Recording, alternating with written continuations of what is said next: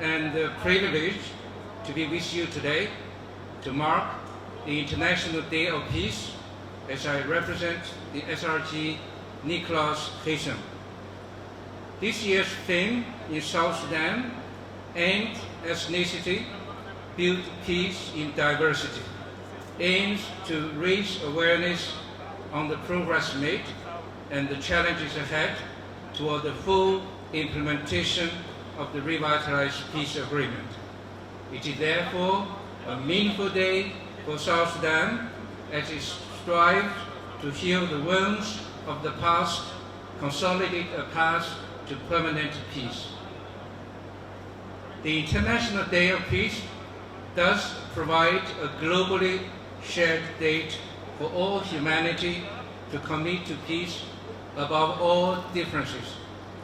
This year's national theme ties into the global theme to end racism and build peace, invoking the founding principles of the United Nations and the organization continue leading international efforts to shape a more just and more peaceful world for all. While there have been challenges to the peace process in South Sudan, the parties have also taken some difficult and positive steps to preserve the peace framework.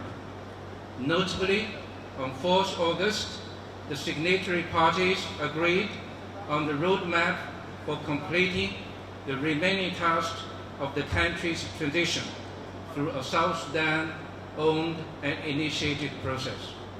The roadmap contains a set of revised timelines that extend the transitional periods by 24 months and envisage elections in December 2024. The President and the First Vice President has also recently agreed to resolve the parliamentary impasse, which now enables the revitalized Transitional National Legislative Assembly to continue ratifying critical bills that will create the legislative and legal frameworks for important benchmarks in the roadmap, including on the constitutional making process, Elections Act, and essential reforms in the judiciary and public finance management. I also commend the ongoing graduation of the first batch of the necessary unified forces that started last month. Adequate provision of the budgetary resources necessary for the graduating forces, their integration and deployments remain vital to create a unified army and to consolidate potential gains. The unified forces open the possibility of the deployments to help curtail subnational intercommunal violence. It will strengthen the capacity of the transitional government to protect its own citizens and guarantee national security. Critically, these graduates are a symbol of unity for the people in South Sudan and can play a critical role in the democratic transition of the country. These efforts are important against a backdrop of intercommunal conflicts that fuel repeated cycles of violence. The fighting between factions in Upper Nile is deeply concerning. We also strongly condemn recent violence in Upper Nile, especially on the Adiyang IDP site, Mayom in Unity, and Roabet in Warab. Since 2013, more than 2 million people have been displaced, while many have lost their lives. Subnational violence undermines this young country's efforts towards peace, recovery, and development. Such conflicts continues to devastate communities and drive humanitarian needs, worsened by climatic shock, with floods already impacting hundreds of thousands of people across the country.